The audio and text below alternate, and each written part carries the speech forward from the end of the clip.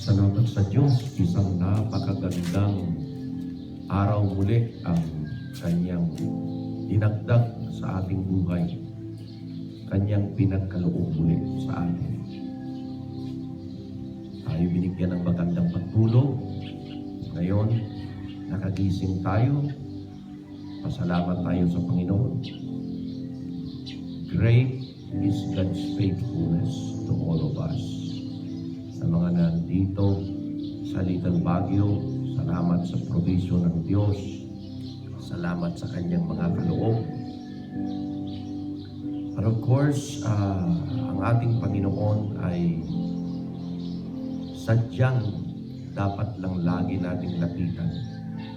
Kasi nakasaad sa Kanyang mga salita ang sabing, teach us to number our days, that we may apply our life into wisdom.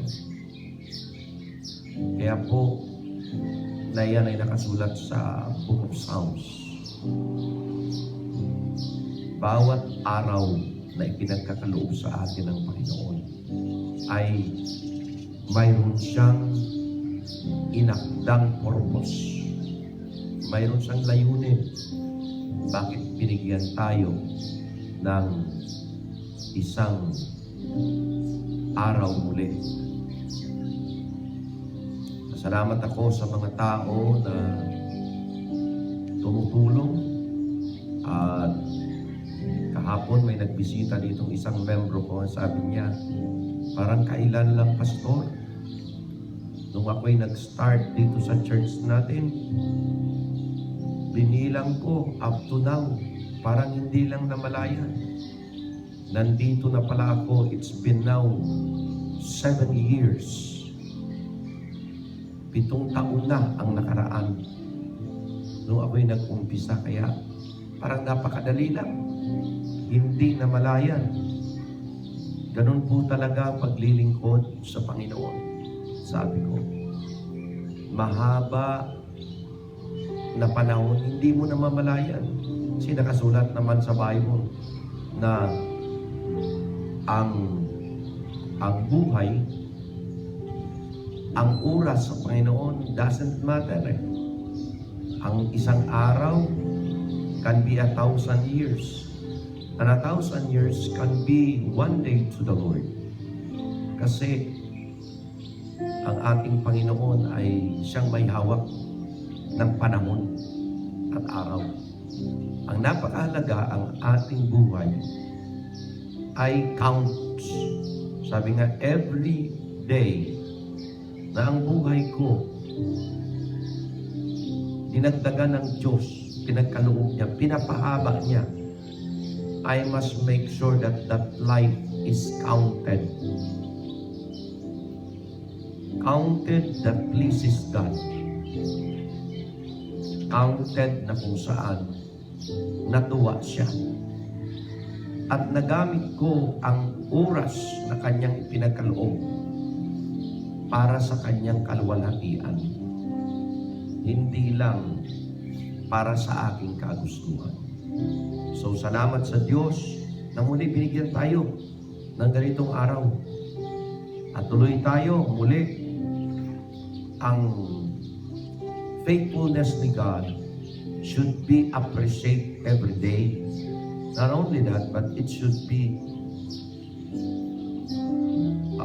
practice. It should be live. It should be used. Para po ang buhay natin will continually be blessed sa Panginoon. Salamat na tayo binigyan ng araw na ito. At palapit na. No? Ano na tayo ngayon? 5? May 5. Kung May 5 na, 10 days na lang ang bubunuin natin. And hopefully, ay i-open na. Basta tayo po ay mag-antay na may pasensya. Whatever the outcome, tuloy pa rin tayo sa pananalangin natin. Nais kong dadalhin kayo uli sa salita ng Diyos. Kahapon we deal about the last and 10 commandments, na kung saan talking about covetousness, talking about the command of the Lord na thou shalt not covet whatsoever thy neighbor have. At pinagbilin po yan sa word na covetousness na paloob. Nandyan yung pagiging mainggitin, nandyan yung pagiging walang contentment sa buhay. Yan po yan. At nandyan yung pagiging mainggitin at mapagkumpara ng buhay. And so, that are the attitude that is bad. Kaya piniprevent, kaya may salita ng Diyos, dahil nais ng Panginoon na ang ating attitude ay mabago, ma-change. It is in the human nature. Tandaan nyo, it is in the human nature. Natural na po yan sa human nature ang pagiging selfish at covetous. Natural ho yan. Mayroon din ho ako niyan.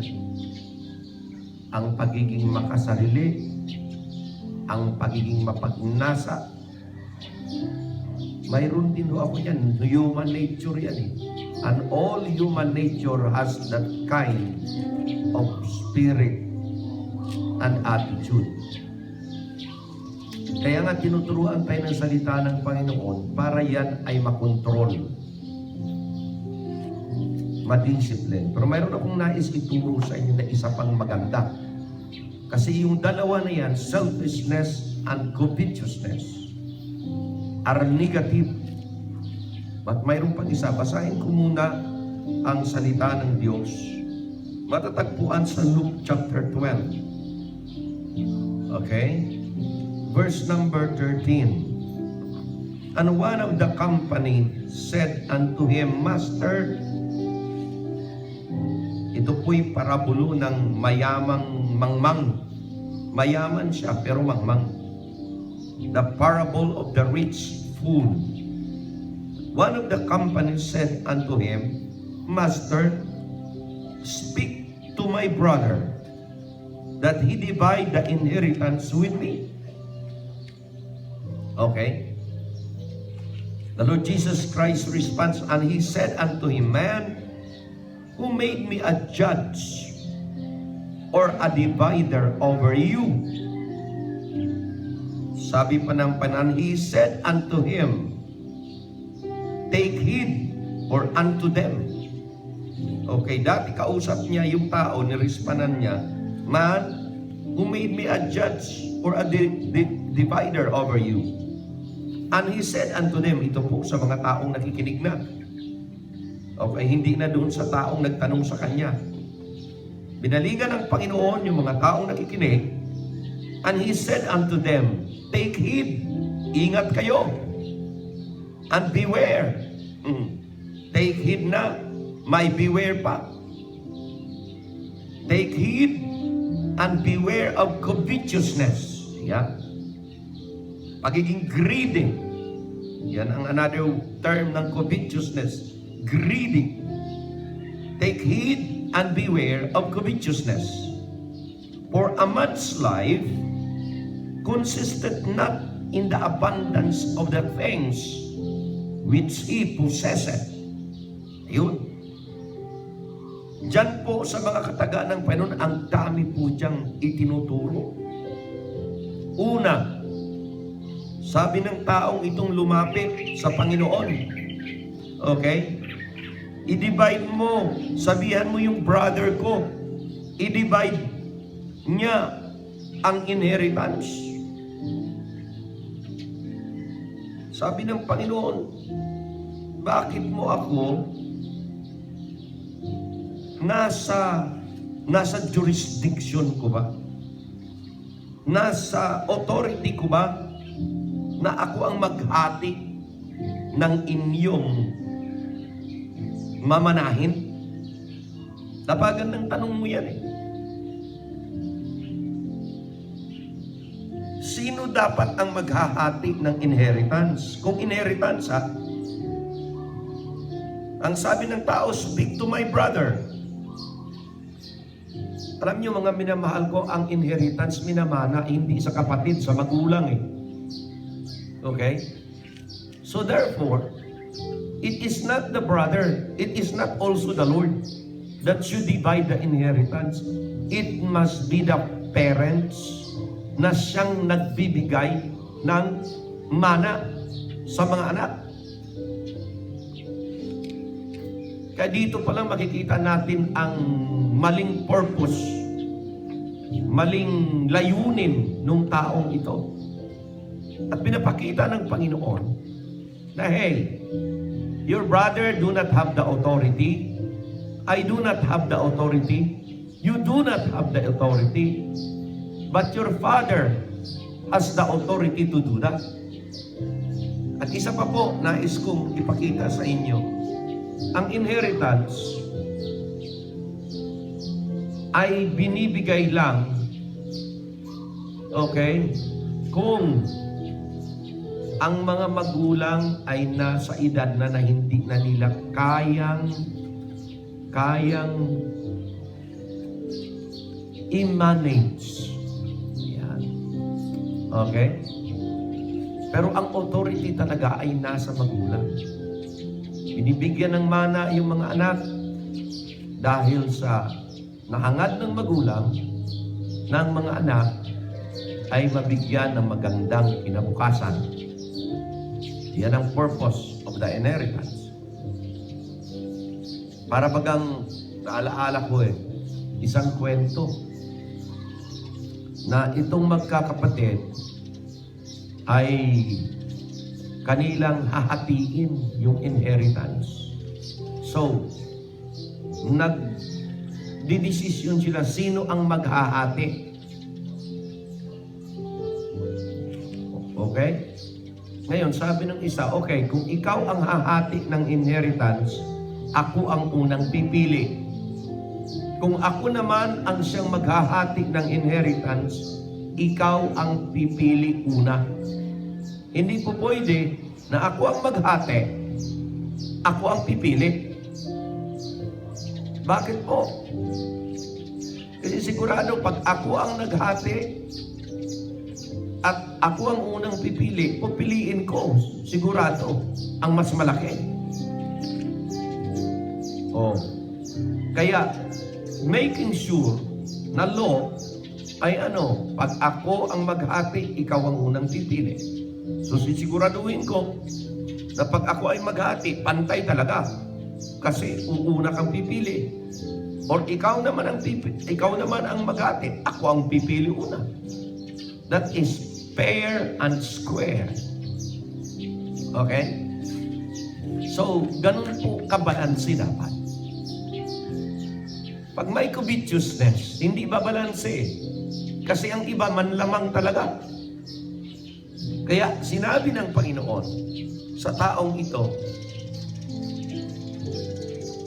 at sa lahat ng mga taong nakikinig, mag-ingat kayo sa ugaling greedy,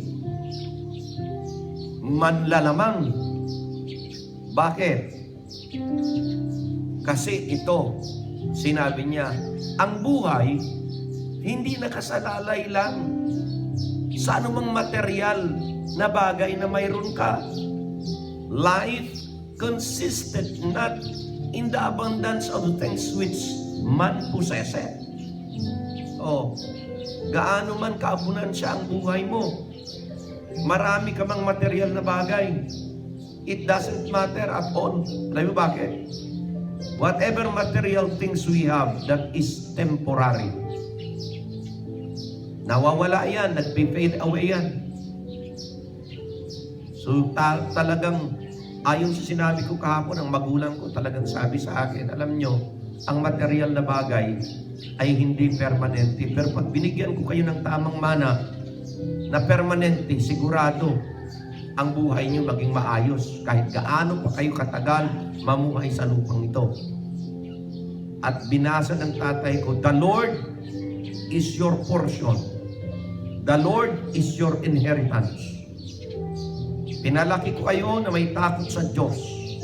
Maglingkod kayo sa Diyos saan man kayo magpunta. At ang inyong kabuhayan ay magiging laging maayos. Yun yan. Kasi oftentimes pag ang mga tao na focus sa material na bagay at ang mga anak mo na palaki mo doon sa material na bagay, oftentimes ang material na bagay na yan, pag namatay ka, yan ang usually pinag-aawayan ng mga mahal sa buhay. Ano ang dahilan? Hindi po masama na may manang material. Ang masama ay ang ugali ng pinagmanahan or binigyan ng mana. Pag ang binigyan mo ng mana, taong masyadong materialistic. So sa covetousness, hindi lamang yan may selfishness, but mayroong tinatawag na materialistic spirit. Attitude ng isang taong na focus sa material na bagay. Kaya salamat sa Diyos na mayroon tayong salita niya na nagtuturo sa atin. What is selfishness? Mine is mine, and I'm going to give it. Pero ang spirit na covetousness is yours is mine, I'm going to get it. Greediness yan. At dinagdag ngayong umaga ng Panginoon na ang greediness ay tao na materialistic, na focus siya sa mga material na bagay. Okay? So, napakagandang ating bantayan ito at ating titingnan. Okay? Hindi lamang yan. Sabi diyan, for a man's life consisted not in the abundance of things which he possesses. Materialism yan. Ang magandang ugali po, at dito ko tatapusin ito, ang pangatlong ugali na papatay o tatalo sa selfishness at saka greediness, ang tawag po nito ay generosity. Ano yung generosity? Yung taong mapagbigay kahit na walang-wala siya, nakaukit na sa kanyang pusong magbahagi. Gaano man kakunti yan, he is willing to share what he had. Ano po yan? Generosity principle is this: mine is yours, and I'm going to share it. Ayan. Selfishness, mine is mine, I'm going to keep it. Greediness, yours is mine, I'm going to get it. But generosity is, mine is yours, I'm going to share it. Yan. Pag yan ay na-develop na spirit, na attitude sa ating mga anak, sa ating pamilya, sa ating buhay, naku, maniwala kayo. Yang attitude na yan ay hindi kayang bilhin ng salapi. Yung spirit na yan ay mahal. Bakit po? Imagine nyo parents kung ang mga anak nyo napalaki nyo ng mabuti, tapos naturuan nyo ng generosity. Pag tumanda ka na, hindi ka talaga kakalimutan ng anak mo. Pag tumanda ka na, siguradong hindi kanya itatakwil. Siguradong hindi kanya pababayaan. Siguradong i-honor ka. Bakit po? Pag ang mga anak natin, napalaki natin ng tama, pag sila ay pinagpala ng Diyos dahil sa ating pagkalinga, pag tayo'y tumanda, sigurado, ang pagmamahal nila sa atin ay walang humpay kahit na mali-mali na tayo sa ating katandaan. Sila mismo ang magkukusa, mag-aalaga, mag-iingat, magsusustain. Bakit o? Kasi naturuan natin sila ng generosity spirit. Ayan. Ha? At pag isang tao generous, mga minamahal ko, hindi pinag-uusapan dyan kung ano, kung ikay mayaman o mahirap. No. Basta't ang generosity nakaukit na sa puso ng tao, magbibigay yan kahit na hindi mo pagsabihan. Parang nakausap ko yung nakasama kong isang mayamang tao. Nagsiserve ako sa kanya. Taga Cebu, galing siya, milyonaryo. Pagkatapos nandito po sa Central Luzon, laging tatawag sa akin, Pastor, uy, di ba akong pupunta dyan? Sabi ko, sige po. Okay, i-book mo ako sa hotel. So, nasa hotel nakatira, nakastay. Wala siyang, tapos, sabi ko, sige, habang ikay nandito, I will offer to you my personal service. So, ginagamit ko sa sasakyan ko, kung anong mga appointment niya, ay sinasamahan ko po siya. Every time kami lalakad, kakain kami sa restaurant, lagi yan. Siya po ang nagbabayad. Ganyan. Kung isang linggo po siya, saan man kami pupunta, siya po yan, magpapakain. At galante, siya magpapakain. Tapos, isang araw, sabi ko sa kanya, Engineer, ngayong araw na ito, hindi ikaw ang magpapakain sa amin. Kasama ko siyang misis ko. Hindi ikaw ang magpapakain. Ako ang magpapakain sa iyo. Ako naman. Hayaan mo akong bubunot naman. Sabi niya, ikaw na ngang nag-drive, sasakyan mo na ngang ginamit. Pagkatapos, ikaw pang magpapakain. Bakit? Mayaman ka ba? Yung sabi niya sa akin, bakit? Mayaman ka ba? Sabi ko sa kanya, bakit? Ang mayaman lang ba ang pwedeng magbigay? Ang mayaman lang ba ang pwedeng mag-share? Kung mo ba maraming pera? Yun ba ang basihan? Sabi ko, ang naintindihan ko kasi, Engineer, ang pagbibigay, hindi po yan nakabase sa pulsa mo. Nakabase po yan sa puso mo. Kaya I made a decision today. Hindi ka ang magpapakain sa ating lakad na ito. Ako. Pagbigyan mo naman ako. Anyway, ngayon lang namang araw. Kaya napilit ko po siya. But what I am saying is this, what I am showing is this, that true generosity, hindi po yan nakabase sa iyong material na accumulated things. True generosity is in the heart of the person.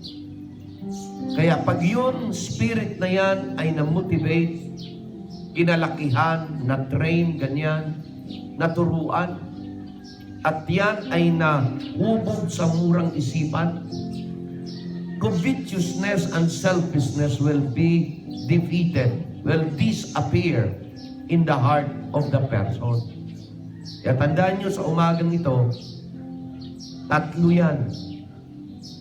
Generosity, which is the good, greediness or covetousness, and selfishness is bad. Kailangan yan maisupil sa puso ng bawat tao. And it is only by the grace of God and by the Word of God na naiintindihan natin kung paano ito. Sa aming simbahan wala kaming suporta. Ang pastor na ito, pag tinanong nyo si pastor mayaman, hindi po. Mayaman po ako sa pag-ibig at sa kapayapaan. at sa katuruan. Materially, hindi. Mayaman ho ako sa puso. Mayaman ho ako sa espiritual. Material, nakakaraos. Lagi kong sinasabi sa mga kaibigan ng pastor, mabuti pa nga kayo eh. Mayroon kayong permanenteng sahod. Tanungin nyo itong pastor na ito. For 37 years at 38 years nang nagpapastor, wala akong sahod sa simbahan. Pero hindi ako nagugutom at ginugutom. Bakit po? Ako ang ehemplo ng pagbibigay sa simbahan namin. Before I encourage and challenge my people to give, I want to make sure that I am giving, my family are giving, my relatives are giving. Bakit po? Because that is how generosity develops. Ako munang-una. Kung kami may mga project sa simbahan, ako muna. Saan ka, pastor, kumukuha ng iyong kabuhayan? Simple lang. Sabi ko sa mga membro ko, hindi ko kailangan ang salary. Dahil hindi nyo kayang bayaran ang pastor o sahuda ng pastor. Ang kailangan ko lang pagmamahal nyo. Kaya sabi ko, pag ako may need, ang pastor na nag-aalaga sa inyo sa spiritual, according to the Bible, ay mabubuhay din. How? Siyang nag-alaga sa inyo ay dapat alagaan nyo rin. Kaya ang sabi ko lang sa mga membro ko, pag may pangangailangan ako, magsasabi ako sa inyo kung kailangan ko ng bigas, kung kailangan ko ng ulam. Sasabihin ko lang sa mga membro, alam na po nila yan. At mula nung nagpastor ako dito sa lugar na ito, na wala akong kamag-anak, kundi ang mga kamag-anak ko ay mga members ko sa church. Kailan pa man hindi pa ako nagutom at ang pamilya ko. Bakit? Kasi ang Diyos ang nagsusustain. Ang aking hangad, ang mga membro ko ay magkaroon ng marangyang buhay. Hangad ko na ang mga membro ko ay magiging mayaman. Turuan ko sila, gabayan ko sila paano sila yayaman. Kaya pasalamat ako sa isang kapatid. I really appreciate him. Sabi niya, pastor, nagpipray ako. Nagpipray ako bago pa COVID-19 na sana i-bless ako ni Lord. And my pastor, ngayong araw na ito, natanggap ko po yung blessing ko. Tuwang-tuwa ako. Salamat po sa panalangin niyo. Sabi ko, timing timing. Oo, timing. Pastor, gusto kong tumulong sa simbahan. Gusto kong tulungan yung mga membro natin. Kaya naiyak ako sa tuwa. Okay, anong gusto mong gawin? Gusto kong bumili ng mga bigas? Gusto kong bumili ng mga ganito? At ngayong araw po, kukuha sila ng permiso sa munisipyo. Kasi pumunta kami sa barangay, hindi pala po pwede makalabas. Sabi niya, pastor, bibili ako ng bigas, bibili ako ng itlog, bibili ako ng ganito. Pagkatapos ipack po natin dito sa church.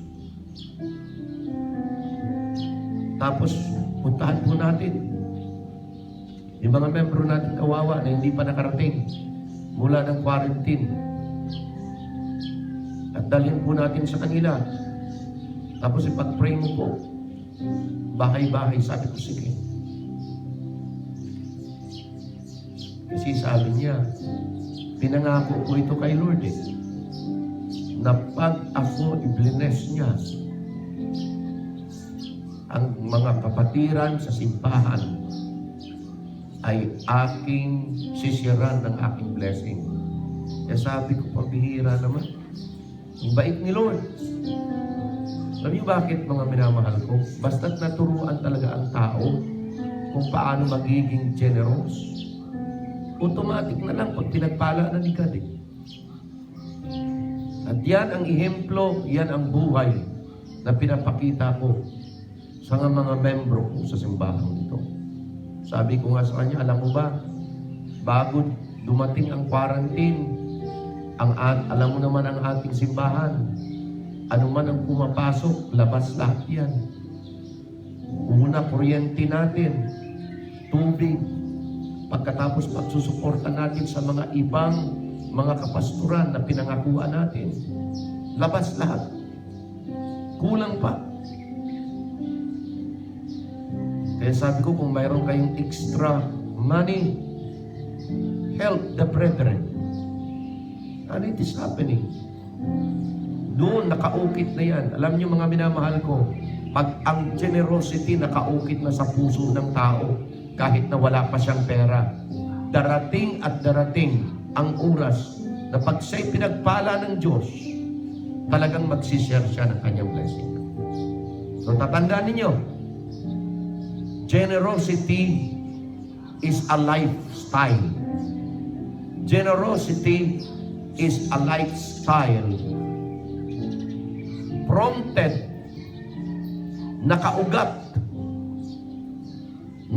nakatanim sa puso ng tao. Doon nagsisimula.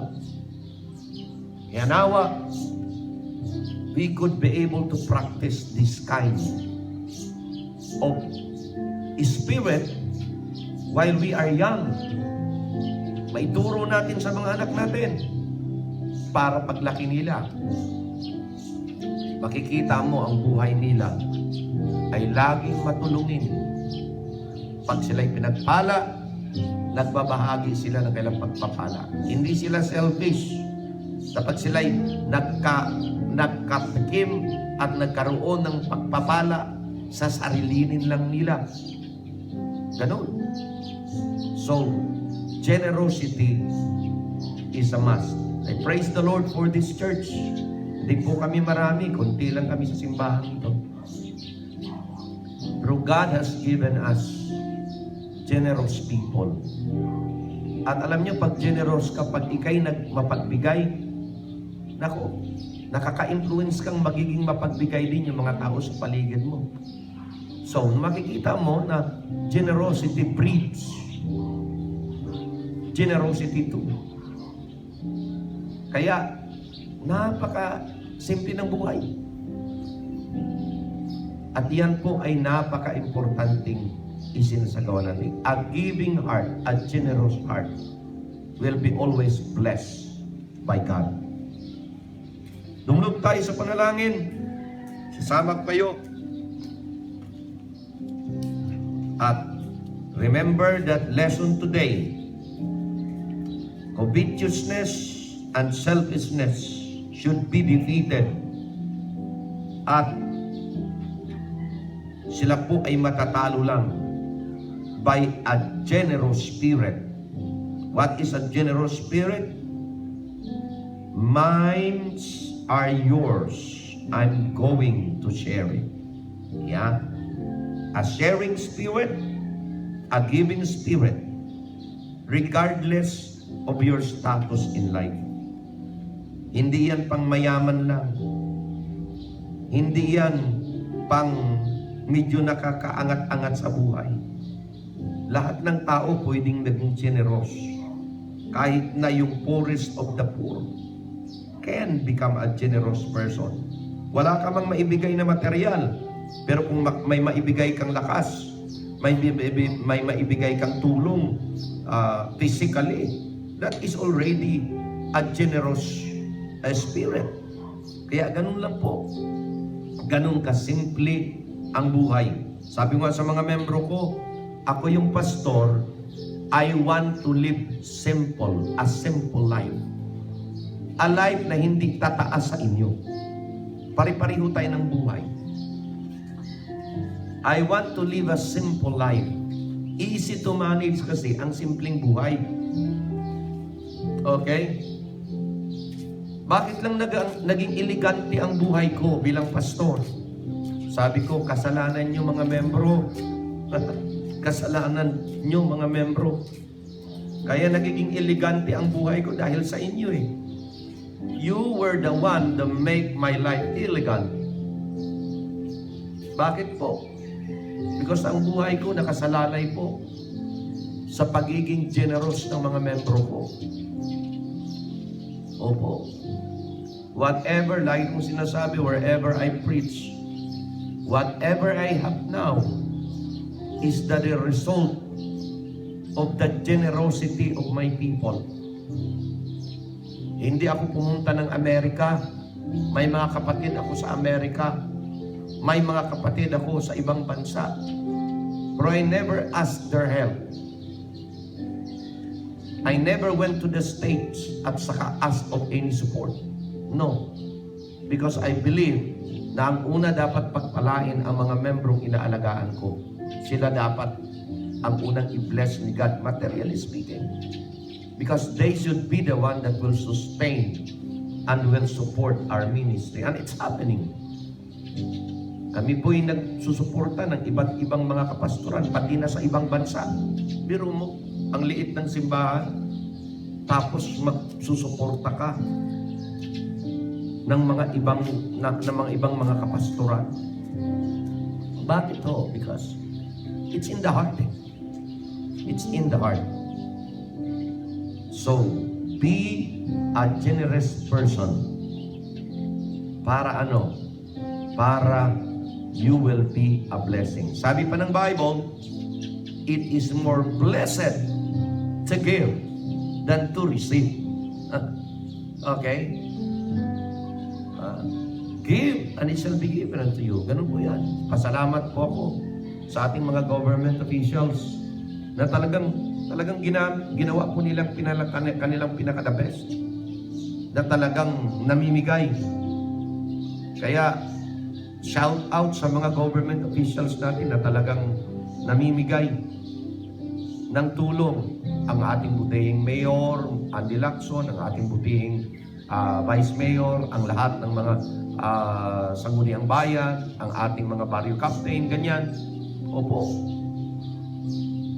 Opo. Ang malungkot, nais ko pong sabihin ito, balanse kasi ang salita ng Diyos. Ang malungkot po ay ganito. In fact, nabasa ko kanina, sabi ni Secretary, yung spokesman ng Palace, na sabi niya, mag-report kayo ng mga government officials na kung saan ay may katiwalian, kinupit nila ang pinamimigay sa mga DSWD, sa mga porpies, sa mga kung kanilang kinupit. Ito ang number, i-complain nyo para makasuhan natin tapos ang pandemic na ito at saka maimbestigahan. Now, I'm not saying ng government officials, mga government officials dito mga kapatid, ay walang corrupt. Ha? Lalong-lalo na dito sa baba, yung mga kapitan, yung mga nag-i-implement. I'm not saying na walang corrupt po dyan. Mayroon talaga rin. Tapos may penalty. Ang sabi doon, no? Pag napatunayan na ang iyong opisyalis ay corrupt at siya po ay nagiging greedy, naging covetous siya, binawasan niya ang dapat pamimigay sa mga tao, i-report nyo at may penalty. Ang penalty ay siya po may reward ka. May reward doon sa nag-report. 30,000 ang reward pag napatunayan ng iyong government officials ay nag-corrupt. Maganda po yun. Para talagang yung mga corrupt na government officials, I'm not saying lahat because I really believe mas marami ang hindi corrupt. Mas marami ang honest. Okay? Pero sabi ko, teka muna, para yata namang hindi fair. Ilagay naman natin ang government officials. Napatunayan niya na itong tao, itong recipient corrupt. Anong punishment sa mga corrupt na recipient? Katulad niyan, May mga recipient na dubli ang tinanggap, pero hindi nila sinauli. Salamat sa mga nagsauli. Nakatanggap na sa 4Ps. Nakatanggap ka sa LGU. Support. Hindi ba unfair yun? Maraming nagrereklamo. Yun ang sinasabi ko nga eh. Alam nyo, ang ating mga nagtatrabaho, kapagod-pagod na po nila yan. Kapagod nila, grabe. Dahil ang dami nilang ina-attend, buong barangay, kung gaano karami yan. Tapos, uulanin pa sila ng mga tao, kami hindi nakatanggap, kami ganito, kami ganyan, unfair, mga ganon. Pero may paraan eh, pasalamat tayo, tender yung ating mayor eh. Talagang, sige, yung mga walang natanggap, sino yung mga nagrereklamo, papuntahin mo dito, ilista natin uli. Paano pag napatunayan na yung recipient ay corrupt din? Anong punishment? Wala. Dapat fair. Kung mayroon kayong pabuya na i-report sa mga government officials na may corrupt na government kanilang kinupit, dapat mayroon din dapat pabuya sa mga recipient na hindi naging totoo, corrupt din. Ganun dapat eh. Napakalungkot. Pero alam nyo, ang punot dulo lahat dyan, ang ugaling kubityos, ang ugaling selfish, ang ugaling gusto mong manlamang. Mali eh. Sino yan ang magre-reprimand? Hindi po ang magre-reprimand, government officials. Dapat po lahat tayo, personal dapat. Sabi ko nga sa inyo kahapon, pasalamat ako noong nakang araw na nakatanggap ako galing sa LGU, isang sakong bigas at saka yung ban. Tuwang-tuwa ko ako. I'm not really expecting. Salamat sa kapitbahay ko na nagsabi si Pastor o sa mga membro ko na sabi, Pastor, tinawag yung pangalan nyo. So, napaiktad akong ganyan. Pumunta ako doon. Ang dali lang. Dala kayo ng ID nyo. Okay, sige. Maintain distancing. Sige, abay. Pero pasalamat ho ako sa mga nagtrabaho. Hindi madali eh. Yung ating mga counselors, hindi madali ang kanilang trabaho. Salamat po sa inyong lahat. Opo. Pero alam nyo, ang tigas ng ulo, kahit sa Manila, makita mo, ang tigas ng ulo, hindi government officials. Ang matigas ulo, mga tao talaga. Sinasabi ng social distancing, hindi pa naman nagdidistansya. Gustong mag-unahan. Maintindihan eh. Kaya nasa ugali po, ang pinaka-problem talaga ng tao ay hindi po yung law. Ang pinaka-problem talaga ng tao, ugali niya. Kaya pag yan ay wala sa Panginoon, maniwala ka, magulo. Pero ang pagiging generous, personal ho yan. Ang pagiging covetous, nasa ugali yan ng tao rin. Kaya yun ay dapat masupil. Pero pag wala ka sa Panginoon, sabi ko nga sa inyo, kung covetousness and selfishness, mayroon din ako niyan. Pero salamat sa salita ng Diyos, ayun ang nagbago sa buhay ko. At yan ang tinuturo ko sa mga membro ko. Na walang pasaway na membro. You abide according to the rules. Whatever the offer of the government, kung ano lang ang para sa'yo, yun lang. Walang sobra, walang kulang. At kung ano man ang kakulangan ng gobyerno, huwag ka nang magreklamo kung tumanggap ka. Ang unang mamutawi sa bibig mo, lumabas sa bibig mo, ay pasasalamat. Kaya i-urge ko, mga kapitbahay sa Little Baguio, nakita nyo ang ating mga government officials, pasalamat kayo. Pasalamat lang. Maraming salamat po. Kayo ang ibinigay ng Diyos sa amin ng mga government official sa panahon ng pandemic na ito. Salamat. Salamat sa inyong effort. Suportado kayo namin. Suportado kayo sa aming panalangin. Ito po ay napakahalaga na sana ma-implement. Kinikerb natin yung increase. Ayaw nating marami pang mahawak.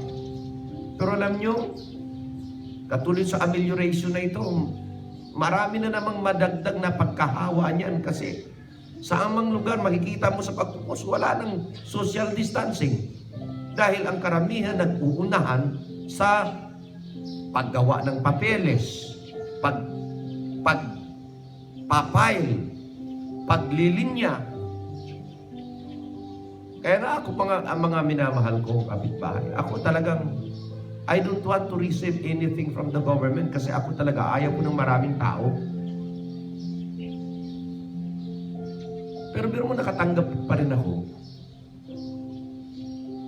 Kaya, kahit na hindi mo nasain, kung asayo talaga, pambira, mapasayo talaga. You just calm, you just do what is possible.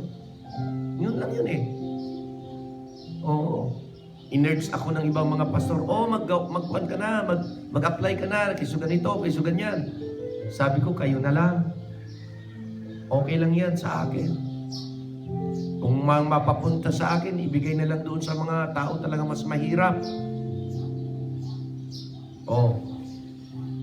Pero still, tumanggap ako. Kaya yun nga, sabi ko nga, ang attitude dapat, may matanggap ka o wala, magpasalamat. Huwag mong kainggitan. Ang karamihan niya, nainggit sa mabuti ka pa, nakatanggap ka. Mabuti pa yung kapitbahay ko, nakatanggap. Bakit hindi naman sila gaanong kahirap? Bakit ako? Paano naman yan Enviousness na naman Greediness na naman So, napakagulo ng mga tao pag wala talaga sa Panginoon at hindi nag-aaral ng salita niya. Kaya ito pong sinishare ko po sa inyo is a real life that we must make sure na ating ginagawa para matuwa si God. Manalangin po tayo, Dear Heavenly Father, Lord. Thank you for the opportunity of sharing generosity, spirit, sa buhay po ng mga kapitbahay ko, mga kapwa-tao ko, karesidente ko dito sa Little Baguio. Dinudulog ko po, di ko na maisa-isa ang kanilang family by this time, but dinadulog ko po ang lahat ng pamilya na residente ng Little Baguio. Kasama na po ng pamilya ko, Panginoon. We pray again for your protection. We pray again for your preservation. We pray again for your provision today. I-preserve mo ang aming mga buhay. Ilayo nyo kami sa sakit. Lord, tulungan ninyo na continually huwag kaming madapuan ng COVID-19 by being very, very cautious and very careful na kami po ay hindi mapunta sa mga mass gathering of people. At Panginoon, tulungan ninyo na we will just behave wisely. Tulungan ninyo na ma-apply at sana ma-practice a generous life, a giving life. Because doon po, wala pa akong nakita na taong mapagbigay na namulubi. Sabi ni David,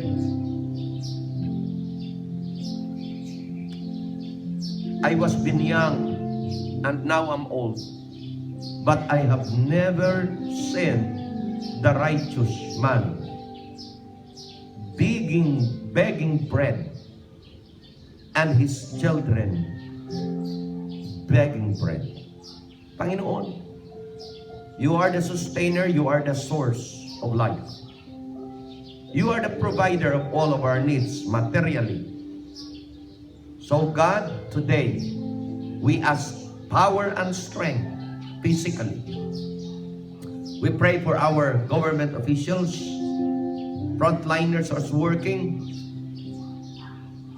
Ako'y naniniwala, they have all the records and checking all the records of the recipient, of those who behave well and those who do not. Sana masumpungan, Panginoon, so that they will not be blamed. Tulungan ninyo ang aming mga kapulisan, kasundaluhan. Ginagawa nila yung kanilang makakaya. But nasa mga tao po, oftentimes hindi nila masiwata. Oftentimes hindi nila madisiplina. Kasi totoo lang, Panginoon, ang disiplina talaga nasa personal na buhay ng tao. So, Panginoon, hinihiling ko po ang mga frontliners namin na inyong i-shield na huwag silang mahawaan ng pandemic na ito. Ang aming mga doctor sa hospital na nag-attend sa mga pasyente, patuloy namin hinihiling na inyong pangunahan, na sila'y maging masipag, masinop. They will do their very best upang ma-attendihan ang mga needs ng mga COVID-19 patients, Lord, na nasa single room lang. Nasa kanilang bed, isolated. Panginoon, tulungan niyo ang mga doctors who are attending. Give them wisdom, shield them with your power and with your protection. At the same time, give them the determination to give their very best to help so that they could save more lives of those that are infected. Panginoon, right now, I'm bringing to you ang aming mga mahal sa buhay na doctor, Dr. Victor Ticach, now are working continually with Diyos. Protect him from this virus. Because in their hospital, nasabi niya that there are already 2 doctors who died. Mga kakulig niya. So Lord, nawa patuloy po na hindi siya ma-infect para po makatulong pa. Nadalangin ko si Dr. Ellen Grace Balinas, ang aming pamangkin, that working in a big hospital in Manila. Tulungan niyo po na continually siya ay protektahan at mailayo sa anumang danger para po marami pa siyang matulungan ng mga pasyente rin. Right now, most of all, Father God, I'm bringing to you my brother-in-law, Joshua Smith, na positive sa COVID-19 but in quarantine sa kanyang bahay. Panginoon, tulungan niyo po siya that he will feel that you are with him. He was so guilty. He was so burdened, helpless, dahil nahawaan niya ang aking kapatid. And he's blaming himself right now. Nawa, Panginoon, i-encourage mo si Joshua na makita niya na it was not him, it was your will.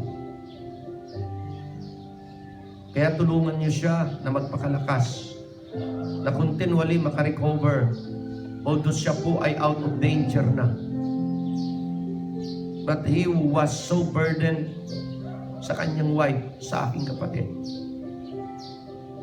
We're begging you, O God, muli dinadala namin si Jonah Ganancial Smith sa inyo na nasa hospital. Help her, Lord. Touch her body. Defeat the virus it touch you, Panginoon, whatever the attack of the virus in the part of her body, Panginoon. Palakasin niyo yung kanyang immune system, O God, by the medicine na inilagay sa kanya ng mga doctors.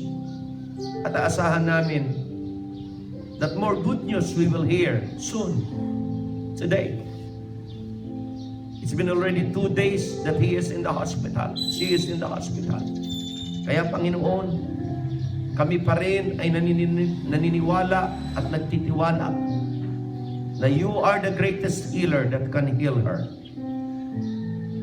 Kaya Panginoon, muli, we are bringing her to you, to your care, to your hand, to your power that will give her the strength, give her, Lord, the peace and the confidence.